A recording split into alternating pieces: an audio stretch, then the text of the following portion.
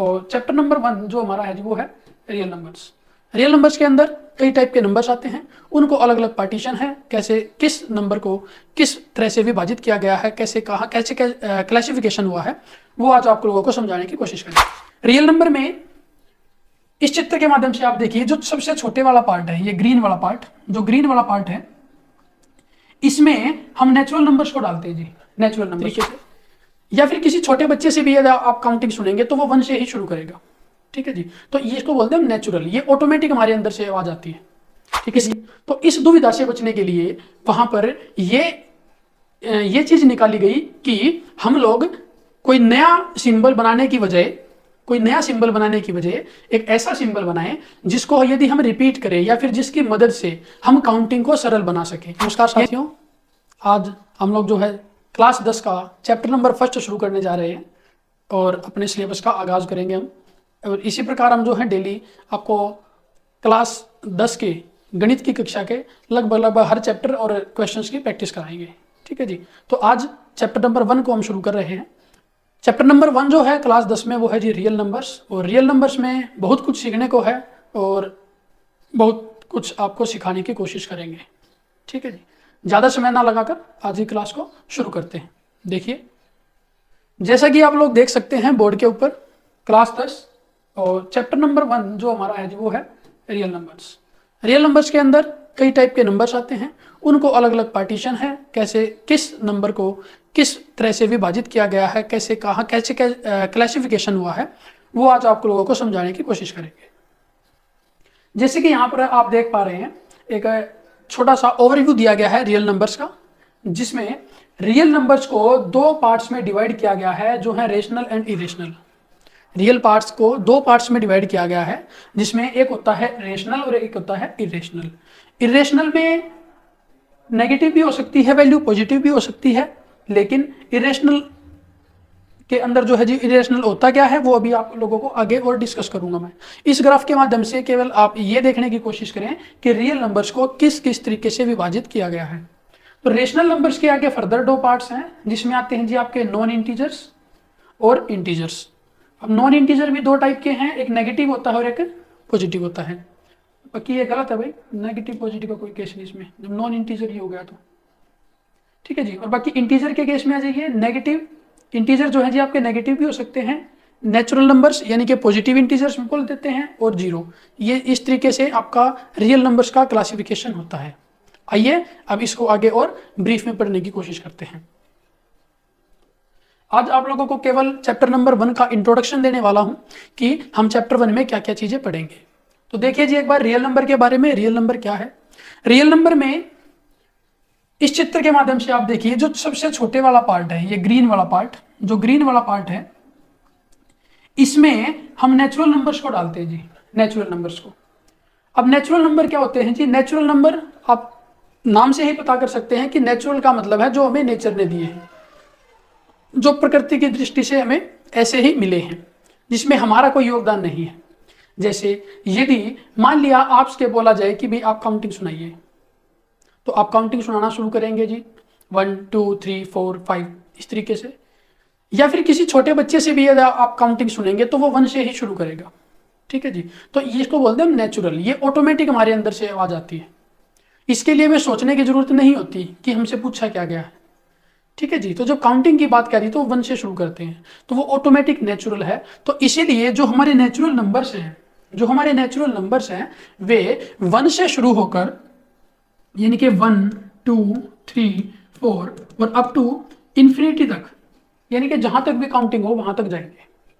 तो ऐसे नंबर्स को हम लोग नेचुरल नंबर्स बोलते हैं, ठीक है जी। उसके बाद नेचुरल नंबर्स के बाद हमने देखा कि भाई काउंटिंग हमने शुरू की 1 से।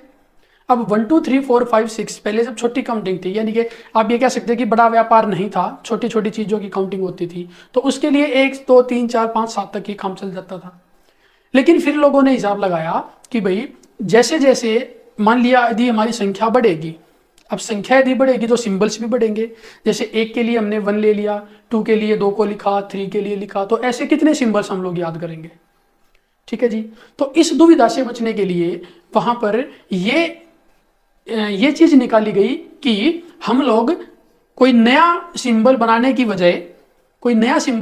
बजाय एक ऐसा सिंबल बनाएं जिसको यदि हम रिपीट करें या फिर जिसकी मदद से हम काउंटिंग को सरल बना सकें। यानी कि हमें नए सिंबल ना याद करने पड़े, उन्हीं का यूज करके हमारी काउंटिंग भी आगे बढ़ती रहे। ठीक है जी। तो ऐसा करने के लिए क्या किया, एक जीरो को और लेकर आया गया, जीरो का आविष्कार हुआ। जीरो के आने से क्या हुआ जी, 1 to 9 तक तो काउंटिंग हो गई। उसके बाद में जो 10 आया, 10 में फिर हमने जीरो का यूज कर दिया, और जीरो का यूज करते ही वहां पर क्या हुआ जी, लाइन होगी हमारी खत्म। 10 पर लाइन खत्म हो गई, फिर दोबारा रिपीटेशन शुरू हो गई जी। 11 में 1 1 आ गया, फिर 12 लिखा 1 2। तो इस तरीके से हम लोगों ने अपनी काउंटिंग को आगे बढ़ाने की कोशिश की। ठीक है जी। तो जब जीरो भी उन नंबर्स में ऐड हो गया, तो उन नंबर्स को बोला गया जी होल नंबर्स। यानी कि नेचुरल नंबर्स के साथ साथ यदि जीरो भी ऐड कर दिया जाए, तो आगे तो काउंटिंग वही चलेगी भाई। या फिर आप ये कह सकते हैं कि नेचुरल नंबर्स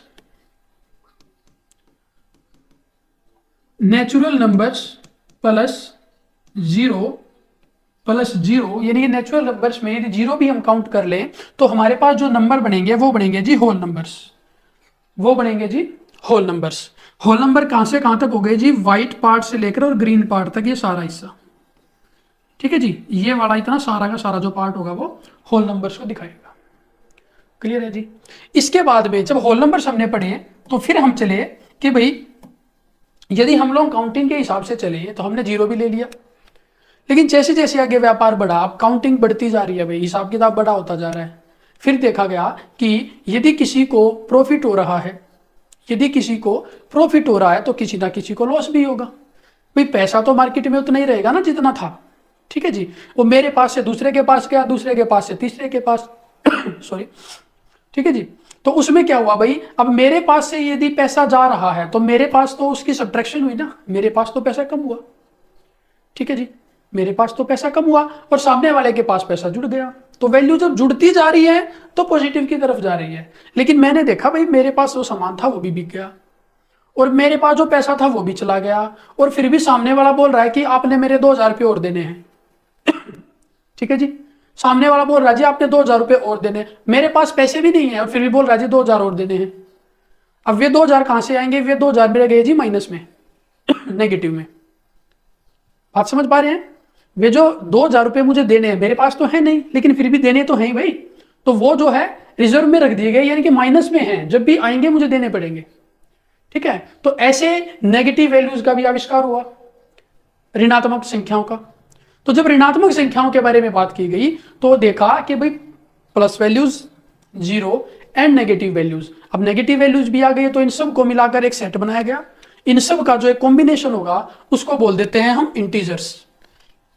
इंटीजर्स में क्या हुआ, माइनस इन्फिनिटी से लेकर -3, -2, -1, 0, 1, 2 और 3 और ऐसे ही पॉजिटिव इन्फिनिटी तक, यानी कि जितने भी नंबर्स होंगे सारे के सारे नंबर्स इंटीजर्स के अंदर काउंट होते हैं। ठीक है जी। यहां तक इतनी समस्या वाली कोई बात नहीं है। इसके बाद इंटीजर्स के बाद जो बात आती है जी, वो आती है रेशनल और इरेशनल की। जो हमारा ये चैप्टर है इसमें भी ज्यादातर इन्हीं के बारे में बातें होंगी। ठीक है जी। तो रेशनल नंबर और इरेशनल नंबर क्या है वो समझिए। रेशनल नंबर ऐसा नंबर होता है जिसे P अपॉन क्यू की फॉर्म में लिखा जा सके। P upon Q in the sense numerator and denominator वाली फॉर्म। ठीक है जी। दूसरी कंडीशन इसके लिए होती है कि Q not is equal to 0 होगा, यानी क्यू की जो वैल्यू है वो 0 नहीं हो सकती। यदि क्यू 0 हो जाता है तो ये वैल्यू नॉट डिफाइन हो जाएगी, और नॉट डिफाइन है भाई, इसको बता ही नहीं सकते हम क्या है वो। ठीक है जी। तो क्या ऊपर कंडीशन है क्यू 0 नहीं होना चाहिए। और थर्ड है P and Q are integers.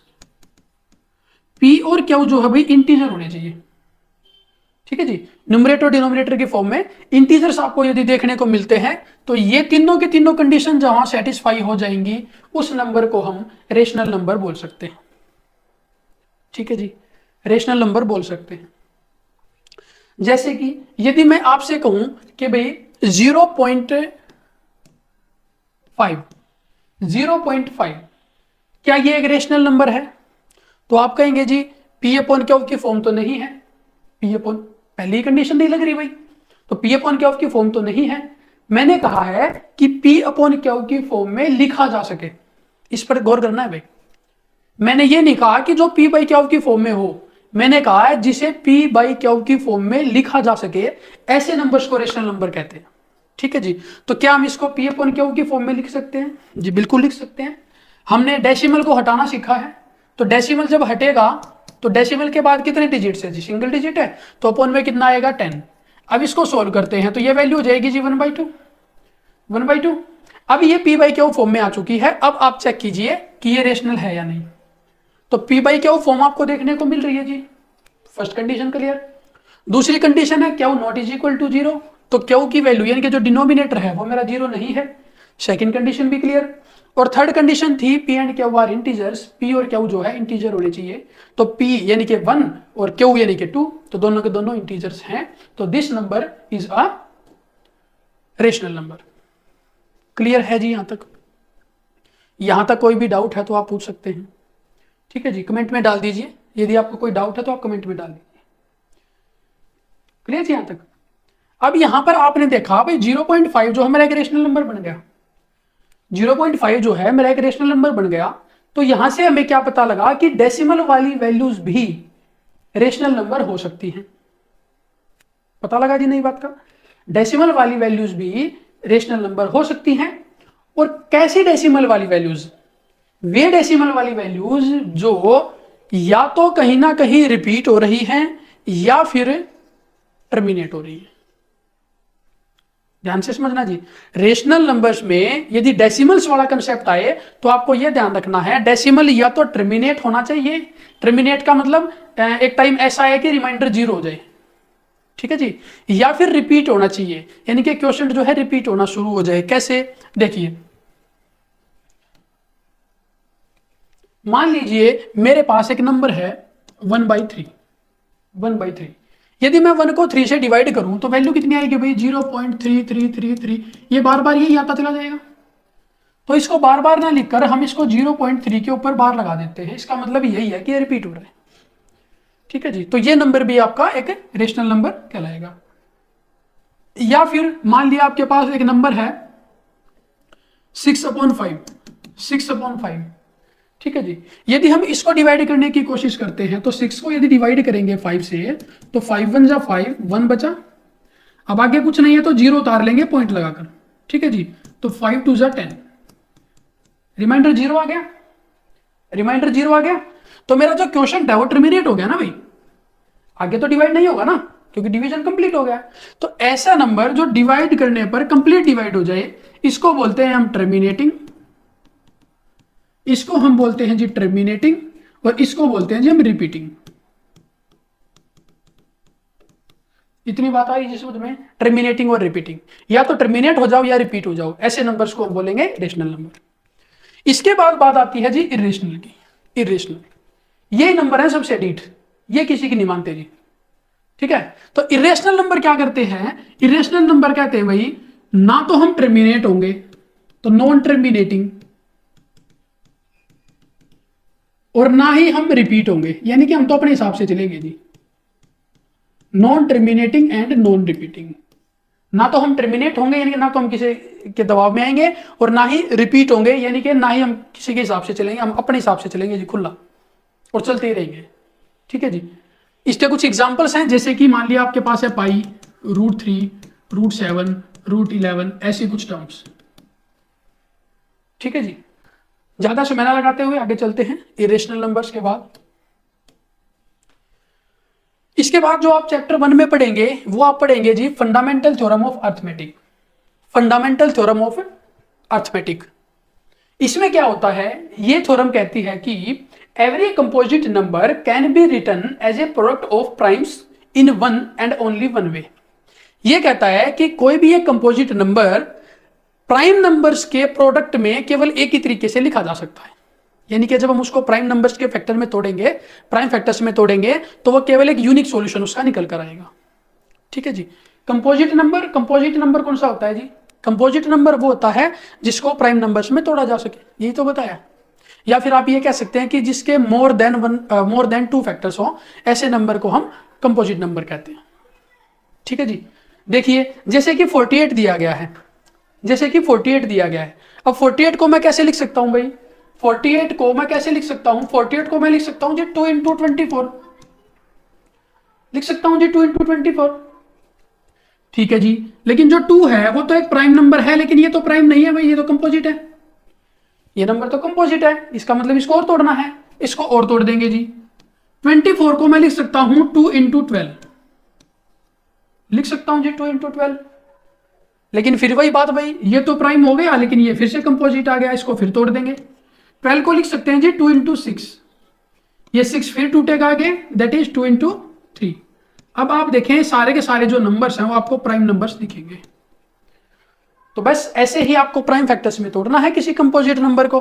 तो यहां से 48 के फैक्टर कितने आए जी? 2 इंटू 2 इंटू 2 इंटू 2 2 2, एक बार फिर से 2 एंड 3। इस तरीके से 48 के फैक्टर्स हो गए। तो 120 के फैक्टर्स आप लोग बताएंगे भाई, 2 इंटू 2 इंटू 2 इंटू 3, 8 3 जा 24 एंड इंटू 5, इसके फैक्टर्स हो जाएंगे जी ये 120 के। ठीक है जी। इस तरीके से आपको फैक्टर करना आना चाहिए। कोई डाउट है यहां तक? चलिए आगे चलते हैं, नेक्स्ट स्लाइड, जिसमें बताया गया है जी HCF and LCM using prime factorisation. Prime factorisation का यूज करते हुए LCM और HCF निकालना। तो अभी जो हमने पीछे किया वो प्राइम फैक्टराइजेशन ही तो थी, तो उसका यूज करके LCM और HCF कैसे निकालते हैं वो देख लेते हैं। LCM निकालना है जी 48 का और 120 का। LCM निकालना है जी 48 का एंड 120 का। तो चलिए जी पीछे देखते हैं एक बार, यहां से फैक्टराइजेशन में क्या करना है। LCM से पहले आपको HCF बता देता हूं, LCM से पहले आपको HCF बता देता हूं क्योंकि HCF आसान होता है। HCF की फुल फॉर्म होती है जी हाईएस्ट कॉमन फैक्टर। HCF की फुल फॉर्म होती है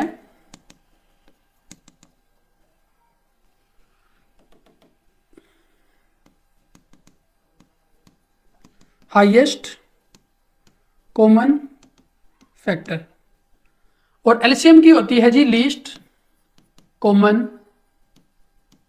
मल्टीपल।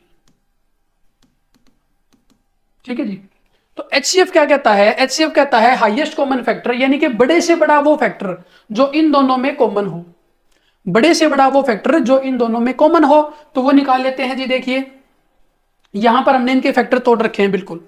तो क्या करना है, जो कॉमन है, जैसे जो दोनों में आ रहा है, ये 2 आ रहा है जी, एक 2 ये आ रहा है, एक 2 ये आ रहा है, ठीक है जी, और एक ये 3 आ रहा है जी, 3।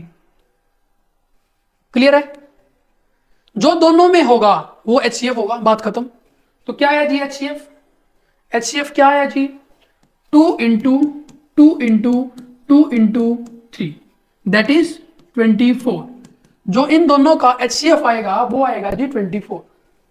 कोई दिक्कत जी यहां तक?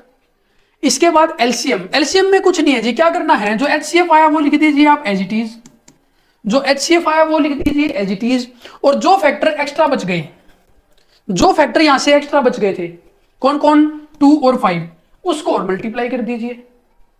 जो बच गए उनको और मल्टीप्लाई कर दीजिए तो आपको मिल जाएगा LCM, यानी कि 2 इंटू 5 और करेंगे तो आंसर आएगा 240। 240 आपका LCM हो जाएगा। ठीक है जी। यहां तक कोई डाउट है जी? यहां तक कोई डाउट है जी? LCM हो गया जी लीस्ट कॉमन मल्टीपल, यानी कि छोटे से छोटा वो नंबर जो इन दोनों से डिवाइड हो जाए। ठीक है।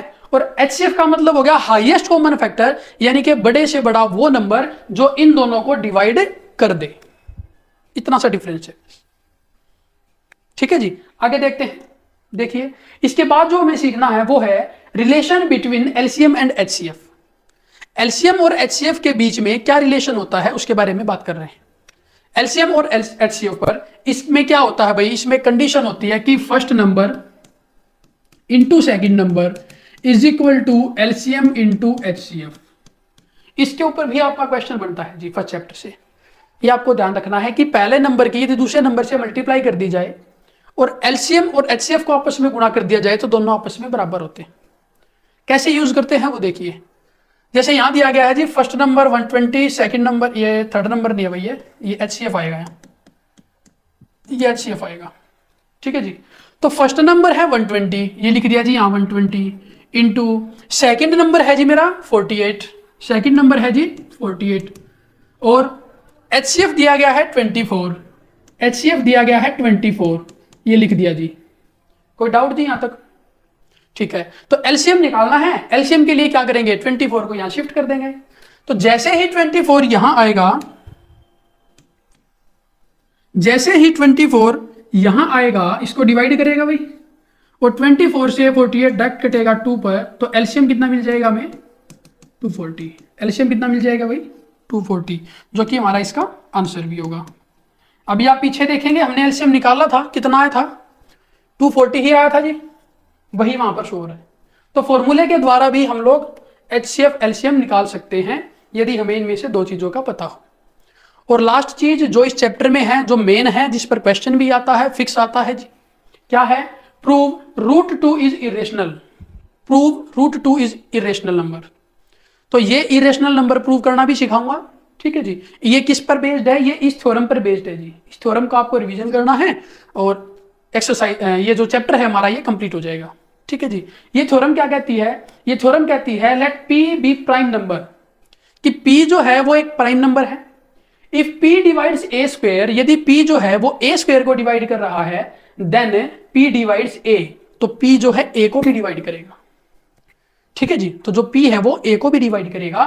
तो where A is a positive integer, A जो है एक पॉजिटिव इंटीजर होना चाहिए, ठीक है जी।